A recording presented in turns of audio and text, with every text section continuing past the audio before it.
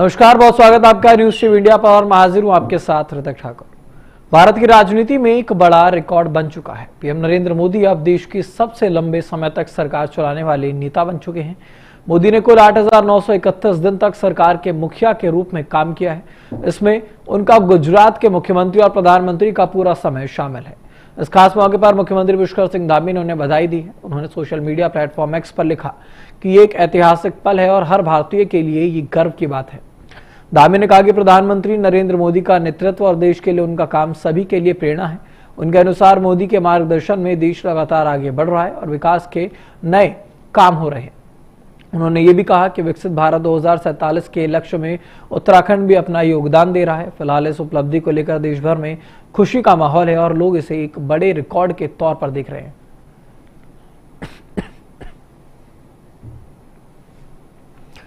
तो प्रधानमंत्री नरेंद्र मोदी ने इतिहास रच दिया है। 8,931 दिन तक सरकार चलाने वाले वो नेता बन चुके हैं और इसी कड़ी में मुख्यमंत्री पुष्कर सिंह धामी ने प्रधानमंत्री नरेंद्र मोदी को बधाई दी है और कहा है कि इस बात पर पूरे देश को गर्व होना चाहिए। ये एक ऐतिहासिक पल है।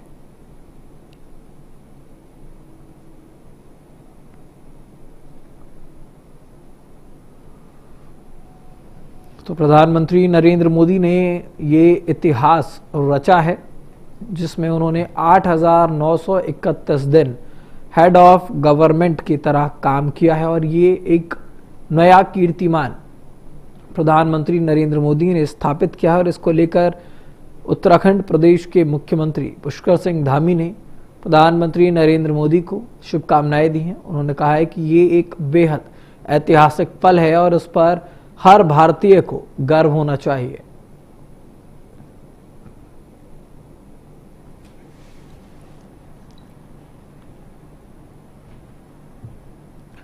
तो उधम सिंह नगर के पूर्व जिला पंचायत अध्यक्ष ईश्वरी प्रसाद गंगवार के बरा फार्म पर झारखंड के राज्यपाल संतोष गंगवार आए। उन्होंने देश के लौह पुरुष सरदार वल्लभ भाई पटेल की मूर्ति का अनावरण किया। राज्यपाल का स्वागत प्रशासन ने गार्ड ऑफ ऑनर देकर किया है। इसके बाद ईश्वरी प्रसाद गंगवार और कृष्ण गंगवार ने उन्हें स्मृति चिन्ह, गंगाजल और रुद्राक्ष देकर मंच पर स्वागत किया। राज्यपाल ने सभी को संबोधित करते हुए सरदार पटेल के जीवन और उनके आदेशों के बारे में बताया है। उन्होंने कहा कि सरदार पटेल की तरह देशभक्ति और ईमानदारी के आदर्श हमें हमेशा अपनाने चाहिए। इस कार्यक्रम में उत्तराखंड भाजपा की सह प्रभारी रेखा वर्मा, कैबिनेट मंत्री राकेश सचान, राज्य मंत्री संजय सिंह, भाजपा जिला अध्यक्ष कमल जिंदल और कई अन्य जनप्रतिनिधि और गणमान्य लोग मौजूद रहे। प्रशासन ने सुरक्षा के अच्छे इंतजाम किए थे।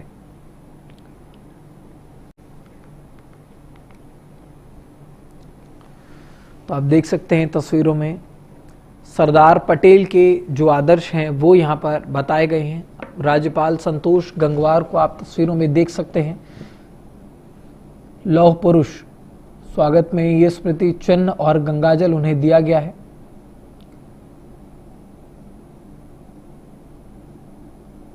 सरदार पटेल की ये मूर्ति हैं जिनका अनावरण राज्यपाल संतोष गंगवार की तरफ से किया गया। इसमें तमाम बड़े मंत्री कद्दावर नेता यहाँ पर मौजूद थे।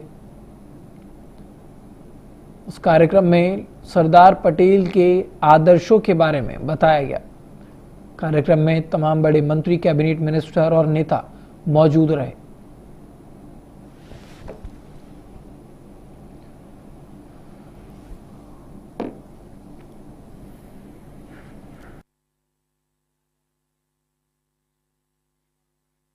भव्य मूर्ति अनावरण किया था डॉक्टर भीमराव अंबेडकर जी का। उसके बाद आज का दिन है जब हमने लौह पुरुष सरदार वल्लभ भाई पटेल जी का अनावरण किया है। यहाँ हमारे महामहिम जी, जो हमारे वटवृक्ष हैं, माननीय संतोष गंगवार जी आए और कई उनके साथ महानुभव उनके साथ थे जिन्होंने हम लोगों का भी साहस, हम लोगों का साथ बढ़ाया। देखिए, ये मूर्ति जो दोनों लौह पुरुषों की, मैं तो कहूँगा जो मूर्तियाँ हैं, ये हमारे लिए नहीं है, ये हमारे क्षेत्रवासियों के लिए है कि ताकि उन्हें ये महसूस ना हो कि हम उनसे अलग हैं या हम उनसे अलग कोई तरीके की एक बात रखते हैं। मैं तो ये चाहता हूँ कि लौह पुरुष जी ने और हमारे भीमराव अंबेडकर जी ने हमें यही सिखाया है कि 5 उंगलियाँ बराबर नहीं होती हैं लेकिन पांचों उंगलियां हमारे शरीर का हिस्सा होती हैं। और जो 5 उंगलियां जैसी है ऐसी हम लोग इस देश में अलग अलग जाति, बिरादरी, धर्म के और अलग अलग जगहों के रहने वाले हैं, लेकिन हैं हम भारत देश का ही हिस्सा। हमारा देश दुनिया सब सरदार वल्लभ भाई पटेल की 150वीं जयंती को बड़े स्वर्णिम रूप से मना रहे हैं।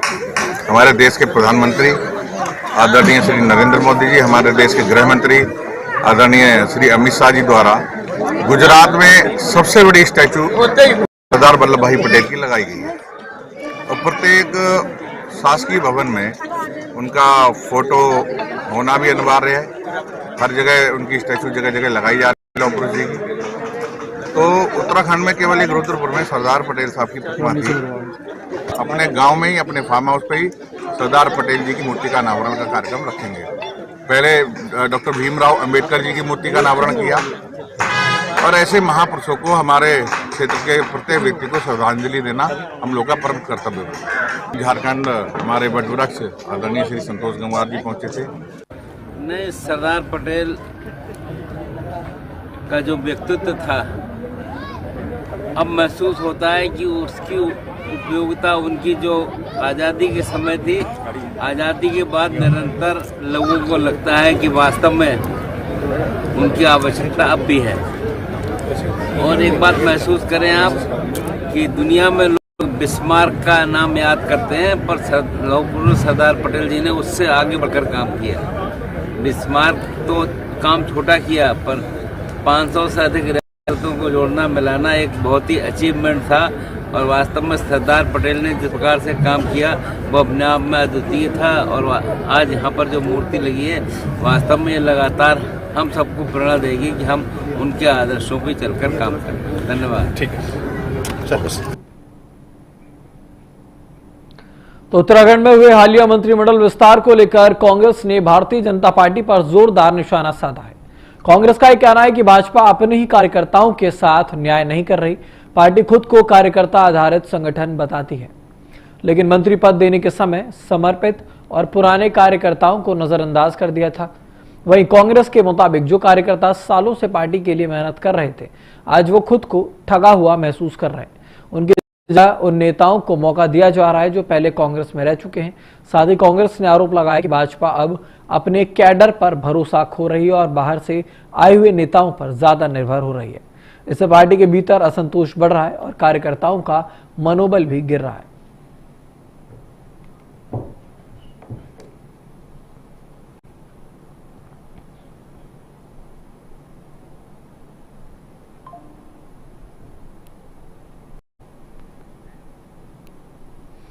तो कांग्रेस का ये भाजपा पर निशाना है। कैबिनेट विस्तार को लेकर के ये तंज भारतीय जनता पार्टी पर कांग्रेस की तरफ से किया गया है। कहा जा रहा है कि बाहरी नेताओं पर ज्यादा भरोसा किया जा रहा है। कांग्रेस का ये भाजपा पर बड़ा हमला है, आपको बता दें।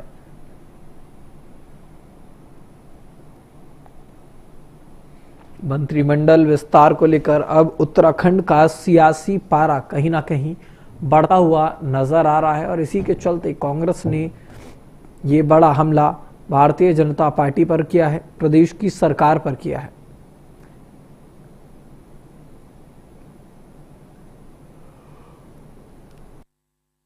सिंह धामी की सरकार में मंत्रिमंडल विस्तार बहुत लंबे समय से प्रतीक्षारत था और आज 5 नए मंत्रियों ने शपथ ली है। सबसे पहले मेरी शुभकामनाएं हैं मंत्रिमंडल के उन नए साथियों को कि वो अच्छा कार्य करें और आवाम का हित करें। परंतु केवल 6 महीने का कार्यकाल बचा है। मुझे समझ नहीं आता कि वो अपने विभाग को समझ पाएंगे या काम कर पाएंगे। और एक बात जरूर आज साबित हो गई कि भारतीय जनता पार्टी के उन कार्यकर्ताओं की उम्मीदों पर, आशाओं पर पानी फिरा है जो दरी बिछाते रहे, वर्षों से पार्टी के कैडर को मजबूत करते रहे हैं। अब जब उत्तराखंड में विधानसभा चुनाव को कुछ ही महीने शेष रह गए हैं, ऐसे में भाजपा सरकार के द्वारा 5 मंत्रियों को शपथ दिलाना ये बताता है कि उनके अंदर कितनी घबराहट है और कितना कौतूहल है। ऐसे में विडंबना तो ये भी है कि इन 5 मंत्रियों में से 3 कांग्रेसी गोत्र के हैं। वो भाजपा जो पानी पी पी कर कांग्रेस को और कांग्रेस की नीतियों को, कांग्रेस के नेताओं को कोसते नहीं थकती थी, उसको अपने ही नेताओं के अंदर काबिलियत नजर नहीं आती। और आज भाजपा के जो विधायक टकटकी लगाकर मंत्री बनने के सपने देख रहे थे, उन्हें हाशिए में डालने का काम भाजपा ने किया है। देहरादून नगर निगम ने शहर में पशुओं से जुड़ी समस्याओं को कम करने के लिए सख्त कदम उठाए हैं। नगर निगम का पशु चिकित्सा विभाग अब आवारा कुत्तों, बंदर, पालतू पशु और डेयरी या फिर मीट से जुड़ी शिकायतों का तुरंत निपटारा कर रहा है। डॉक्टर वरुण अग्रवाल के अनुसार पालतू श्वान पॉलिसी 2025 14 मार्च से पूरी तरह लागू हो चुकी है। इसके तहत पालतू कुत्तों का पंजीकरण अनिवार्य है। बिना लीश के कुत्ते घुमाने या फिर गंदगी फैलाने पर जुर्माना लगाया जा रहा है। शहर में बढ़ते हुए बंदरों की समस्या से निपटने के लिए विशेष अभियान शुरू किया गया। कोटेशन के जरिए बंदरों को पकड़कर चिड़ियापुर रेस्क्यू सेंटर भेजा जा रहा है। केदुवाला, टेहरी कॉलोनी, राजपुर और रेलवे स्टेशन जैसे इलाकों में ये काम अब हो चुका है। देहरादून नगर निगम ने पशु प्रबंधन में ये सख्त कार्रवाई की है। आपको बता दें, पालतू श्वान पॉलिसी 2025 14 मार्च से अब लागू हो चुकी है। जो भी पालतू कुत्ते हैं उनका रजिस्ट्रेशन कराना अब बेहद अनिवार्य हो चुका है। किसी प्रकार का अगर कोई नियम तोड़ा जाता है तो उस पर भारी जुर्माना लग सकता है।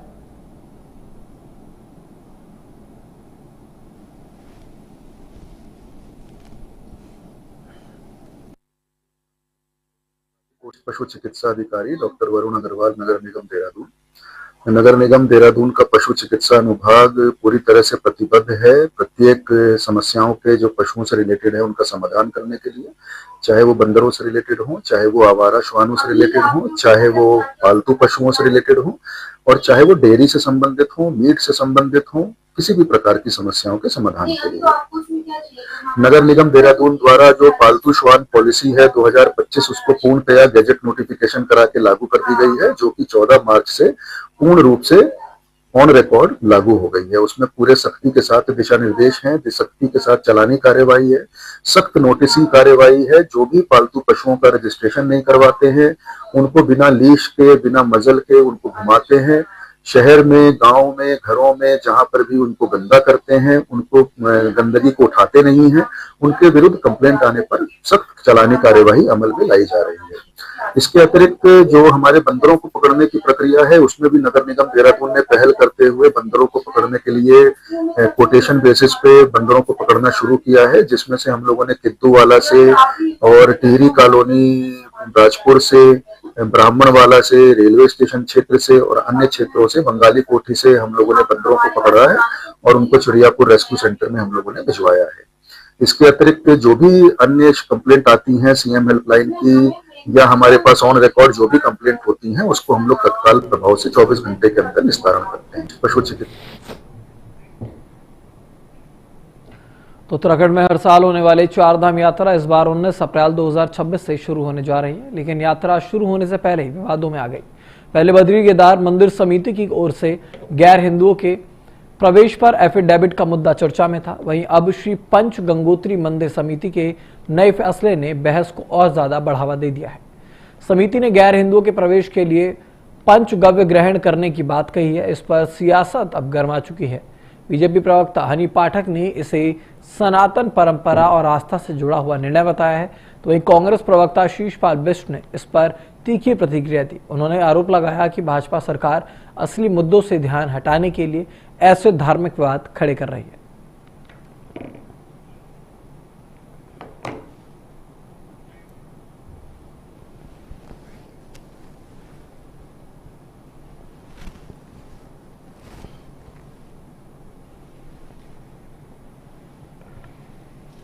तो देवभूमि उत्तराखंड में अब 4 धाम यात्रा की शुरुआत अप्रैल महीने से होने जा रही है, लेकिन इस यात्रा के शुरू होने से पहले ही लगातार अब इस यात्रा पर विवाद छिड़ता जा रहा है।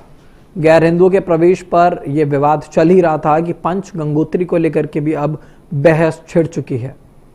को बताएं, केदारनाथ, बद्रीनाथ, यमुनोत्री और गंगोत्री इन चारों ही धामों के लिए जो दर्शन है अब अप्रैल महीने से शुरू हो जाएंगे।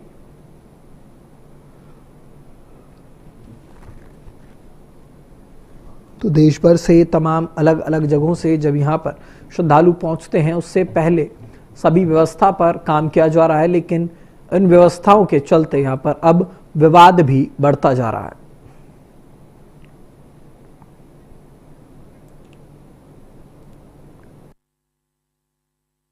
बद्रीनाथ केदारनाथ मंदिर समिति लगातार भ्रष्टाचार के आरोपों से घिरी हुई है। भ्रष्टाचार के आरोपों से जनता और श्रद्धालुओं का ध्यान भटकाने के लिए ही बद्रीनाथ केदारनाथ मंदिर समिति ने पहले फैसला किया कि चारधाम यात्रा के दौरान किसी भी गैर हिंदू को वहां पर प्रवेश नहीं करने दिया जाएगा।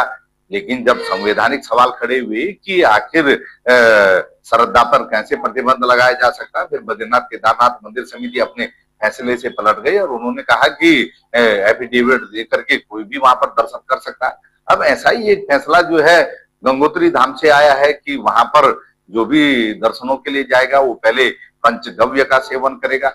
मुझे लगता है कि जो भी चारधाम यात्रा के लिए या तीर्थों में दर्शन के लिए जाता है वो श्रद्धा के लिए से जाता है, उसकी मन्नत होती है, उन धार्मिक स्थलों में उसकी आस्था होती है। और अगर वहां पर हमारे तीर्थ पुरोहितों के या धार्मिक मान्यता और परंपरा के कुछ नियम है तो निश्चित तौर पर श्रद्धालुओं को उनको मानना चाहिए और किसी को इसमें परेशानी भी नहीं हो सकती है। हमने तो एफिडेविट के बारे में कोई बात नहीं की है। हम गंगोत्री धाम के सबसे पहले ये सोचा कि गैर हिंदुओं का मतलब नहीं है, इसमें जो सिख हैं, जो जैन हैं, जो बुद्धिज्म है, वो सब हमारे पंथ से हैं। जो व्यक्ति गाय का मांस खाता हो, पहले तो उस पर हमारा विरोध है। दूसरा, हम लोगों ने एक विशेष अपनी टीम बना रहे हैं जिसमें विधि के जो विशेष सलाहकार होंगे वो सब मिलके, उसमें हमारे स्कंदर भंडारी जी भी हैं और दिल्ली के और तमाम जो बड़े बड़े लोग हैं, उसमें एक शोध करेंगे कि किसी की स्वतंत्रता का हनन नहीं होना चाहिए, धारा 25 और 26 का उल्लंघन नहीं होना चाहिए। लेकिन हमारे धामों में आने के लिए हमारी एक आपस में पद्धति बनी है पंचगव्य की। पंचगव्य ऐसी चीज है जिसमें गौमूत्र, गौ का गोबर, आपके जो गंगा जल और शहद और घी पड़ता है। इसका जो पान कर लेता है वो बिल्कुल शुद्ध हो जाता है, ऐसी हमारे शास्त्रों में लिखा हुआ है। धाम के रावल के बयान पर तो निश्चित तौर पर उन्होंने एकदम सही बात कही है कि जो हमारे पंचगव्य को धारण करता है, जो हमारे पंचगव्य को ग्रहण करता है, वो निश्चित तौर पर हमारे सनातन संस्कृति को अपनाने के लिए आगे आता है। अगर आप हमारे पंचगव्य को ग्रहण कर रहे हैं तो निश्चित तौर पर ये कहा जा सकता है कि आप सनातन संस्कृति के प्रति अगाध प्रेम और श्रद्धा रखते हैं। हम भी तो जाने और हम भी तो समझे कि गाय को काटने वाला क्या पंचगव्य में जो गोमूत्र को मिलाया जाता है उसको ग्रहण करने की क्षमता रखता है?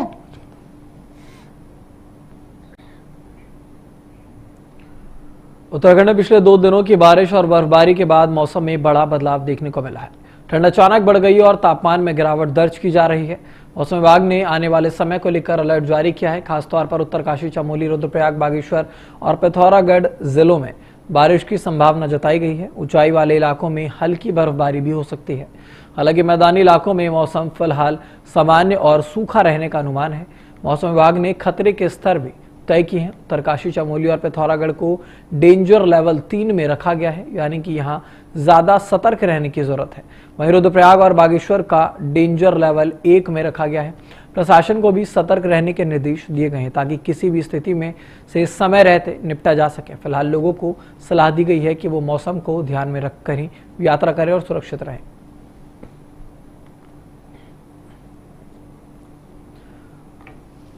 तो मौसम विभाग की तरफ से ये अलर्ट जारी किया गया है जिसमें मौसम को लेकर के तमाम जानकारी दी गई। बताया गया आईएमडी ने कि बारिश और बर्फबारी की संभावना है। यात्राओं को लेकर के यहाँ पर जानकारी दी गई है। लोगों को सतर्क रहने के निर्देश आईएमडी की तरफ से दिए जा रहे हैं। आपको बता दें, पहाड़ी राज्यों में सबसे ज्यादा खतरा बारिश के दौरान भूस्खलन का होता है, जिसके मद्देनजर ये मौसम विभाग ने अलर्ट अभी जारी किया है। अगले 2 दिन तक ये अलर्ट आईएमडी की तरफ से जारी किया गया। बारिश और बर्फबारी से मौसम में भारी गिरावट दर्ज की जा रही है।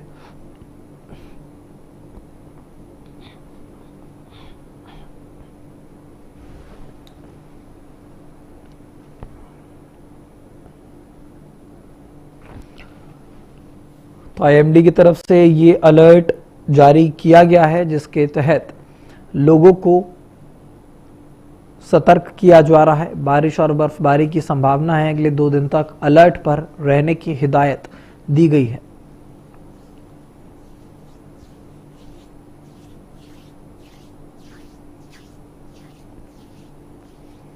तो बारिश और बर्फबारी से ये ठंडक बढ़ रही है और आईएमडी की तरफ से भी जो संभावनाएं हैं वो जताई गई हैं बारिश और बर्फबारी की, जिसके चलते ये अलर्ट जारी किया गया। अगले 2 दिन तक ये अलर्ट रहेगा। मौसम विभाग ने औपचारिक पुष्टि करते हुए ये बताया है उत्तराखंड में कि मौसम को लेकर अलर्ट रहने की जरूरत है। पहाड़ी राज्यों में आपको बता दें, बारिश के चलते कई बार देखा जाता है भूस्खलन की समस्या आ जाती है और जिसके चलते कोई अप्रिय घटना घटित हो जाती है। उसी के चलते ये अलर्ट जारी किया गया है मौसम विभाग की तरफ से।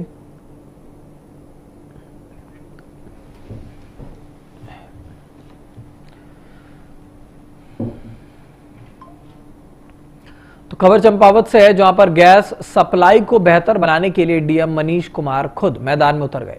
उन्होंने गैस वितरण व्यवस्था का जायजा लेने के लिए चंपावत की गैस एजेंसी और छतार के डिलीवरी पॉइंट का दौरा किया। इस दौरान डीएम ने वहां मौजूद लोगों से सीधे बात की है और उनकी दिक्कतों को सुना।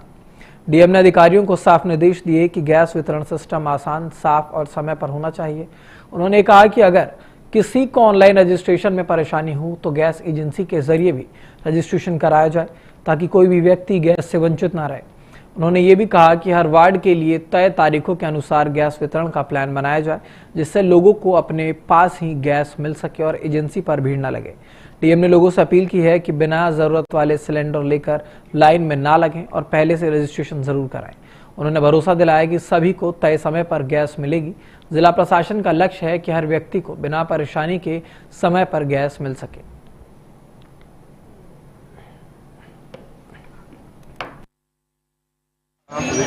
आज मैं भी केंद्र पर आया था ये परिस्थिति को वास्तव में धरातल पे जानने के लिए कि क्या परिस्थितियां हैं, क्या दिक्कतें हमारे सम्मानित नागरिकों को हो रही हैं। उसमें जो 2-3 विषय मेरे संज्ञान में आए हैं, वो एक तो ये है कि एक व्यक्ति जो है वो 3 से 4 कार्ड जो उसके परिवार वो लेकर के आ रहा है। अधिकतर कार्ड्स में ई-केवाईसी नहीं हुआ है और कुछ ग्राहक ऐसे भी हैं जो 25 दिन का मैंडेटरी टाइम बाउंड पीरियड लगाया गया है, वो उसके अंतर्गत ही आकर के यहाँ पर जो है वो सिलेंडर्स की मांग कर रहे हैं। साथ ही कुछ लोग कठिनाई रजिस्ट्रेशन के लिए हो रही थी, उनके लिए यहाँ पे व्यवस्था है।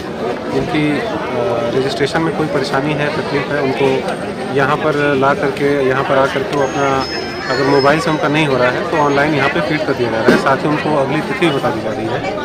और यहाँ पे आज हमारे बीच में IOCL के प्रतिनिधि हर्षित पंत जी भी आए हुए हैं।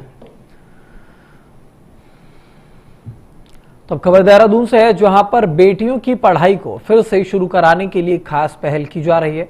डीएम सविन बंसल की पहल पर शुरू हुआ ये प्रोजेक्ट नंदा सुनंदा अब अच्छे नतीजे दे रहा है। इस योजना का मकसद उन लड़कियों को फिर से स्कूल से जोड़ना है जिन्होंने किसी कारण से पढ़ाई बीच में छोड़ दी थी। और अब तक जिले में 136 ऐसी बेटियों को चिन्हित किया गया है जो घर की परेशानी, माता पिता के ना रहने या फिर पैसों की कमी के कारण पढ़ाई नहीं कर पा रही थी।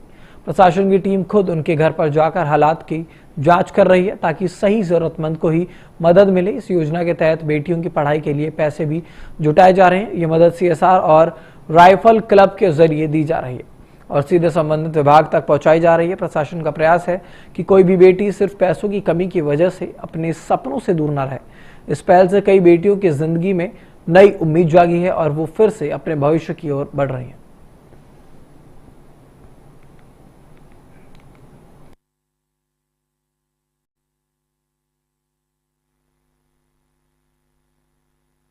हमारा ये प्रोजेक्ट नंदा सुनंदा है। ये माननीय मुख्यमंत्री जी का संकल्प था कि अगर कोई पॉलिसी गैप्स रह जाते हैं तो डिस्ट्रिक्ट्स में वेज एंड मीन्स हमारे ऐसे नए इजाद होने चाहिए जिससे हम उनको फिल इन कर पाए। तो इसी तरह से ये एक ऐसा फिनोमेना था कि कुछ हमारी जैसे लड़कियां पढ़ रही हैं स्कूल्स में, कॉलेजेस में अपनी ग्रेजुएशन, पोस्ट ग्रेजुएशन कर रही हैं और मीनवाइल उनका फैमिली में कोई ऐसी ट्रेजेडी हो गई ईदर ऑफ द पेरेंट्स में किसी की डेथ हो गई, अर्निंग मेंबर नहीं रहे, या ऐसे इकोनॉमिक हार्डशिप्स हो गई, कोई इतने गंभीर बीमार हो गए पेरेंट्स कि वो आगे अपनी पढ़ाई रिज्यूम नहीं कर पाए।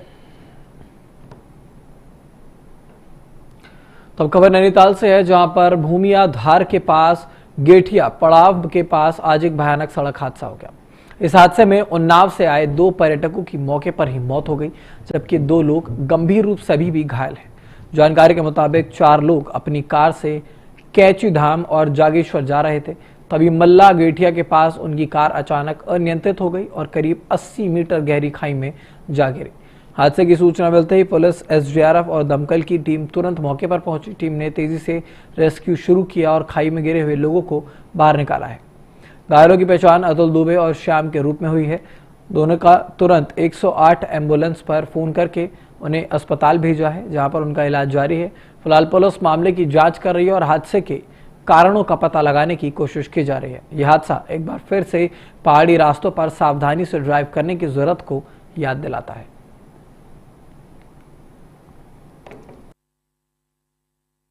नाम तनुजा बगड़वाल। सर ये ऐसा हुआ है, एक्चुअली मेरा घर ये सामने ही है, मैं गेठेवाड़ा में ही रहती हूँ।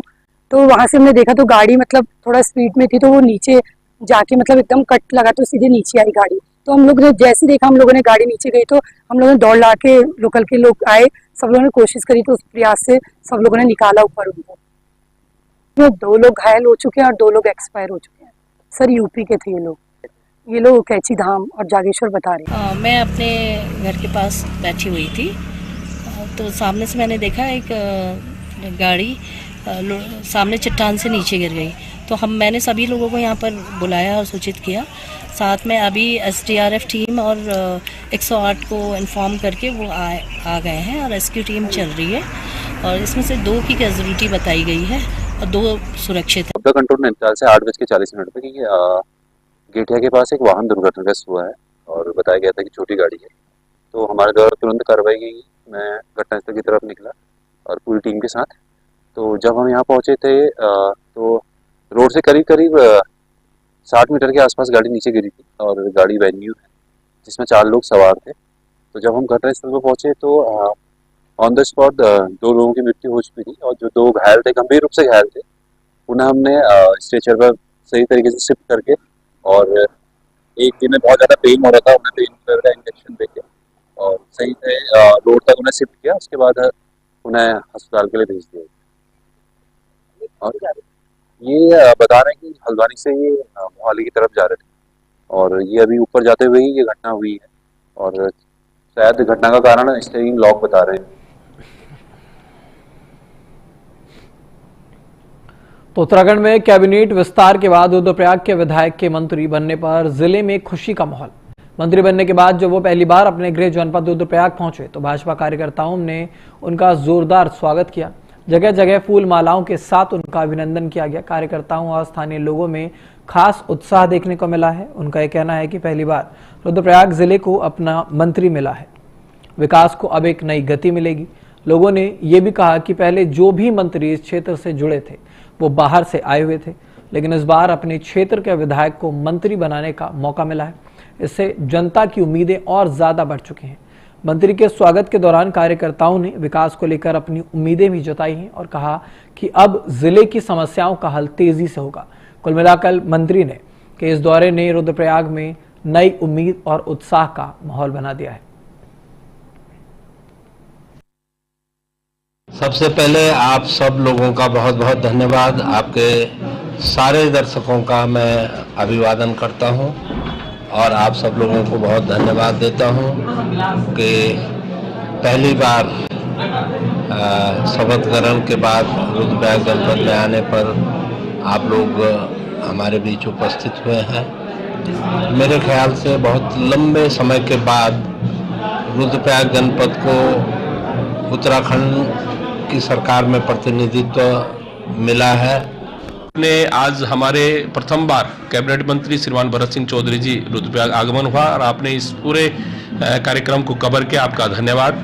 सबसे पहले मैं अपने केंद्रीय नेतृत्व का, प्रदेश नेतृत्व का और सबसे ज़्यादा अपने पुष्कर सिंह धामी जी का, अपने सांसद जी का धन्यवाद करूंगा कि उन्होंने हमारे इस जिले को श्रीमान भरत सिंह चौधरी जी को कैबिनेट मंत्री का दर्जा दिया। रुद्रप्रयाग को ये सौभाग्य प्राप्त हुआ, हमें ये सौभाग्य प्राप्त हुआ कि हमारे यहाँ पे पूजनीय विधायक श्री भरत चौधरी जी को मंत्री पद मिला। सबसे पहले शीर्ष नेतृत्व और हमारे सीएम पुष्कर सिंह धामी जी का बहुत बहुत धन्यवाद, क्योंकि इतने लंबी कैंडिडेट की लिस्ट में से कुछ लोगों को छांटना निस्संदेह एक बहुत टफ काम था। फिलहाल मेरे साथ इस बुलेटिन में तैयार बने रहे देश दुनिया की तमाम खबरों के लिए सिर्फ न्यूज़ टीवी इंडिया पर।